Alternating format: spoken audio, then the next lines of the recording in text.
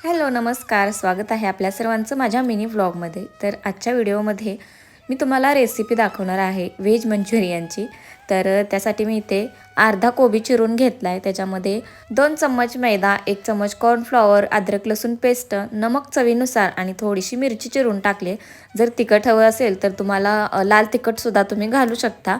आणि जास्त मैदा घालायचा नाही. जास्त मैदा घातलं की काय होतं, आतून लवकर भाजत नाहीत आणि वरून मग असं काळपट होते. त्याच्यामुळं थोडासाच मैदा घालायचा आणि पाणी वगैरे त्याच्यामध्ये घालायचं नाही. कोबीला ऑटोमॅटिक पाणी सुटतं, त्याच्यामुळे पाणी घालायची गरज नाही. इथे बघू शकता मी मंचुरियनचे बॉल तळून घेतलेले आहेत. एकदम आतून मऊ आणि वरून क्रिस्पी असं झालेले. त्यानंतर लगेच ग्रेव्ही बनवून घेतली आणि ग्रेव्ही बनवताना मी रेडीमेड मसाला व्हेज मंचुरियनचा वापरलेला आहे. तर गरमागरम तळलेले मंचुरियनचे बॉल ग्रेव्हीमध्ये टाकून 1-2 मिनिट शिजवून घ्यायचे आहेत. चला तर रेसिपी आवडली असेल तर नक्की व्हिडिओला लाईक आणि चॅनलला सबस्क्राईब करा. बाय.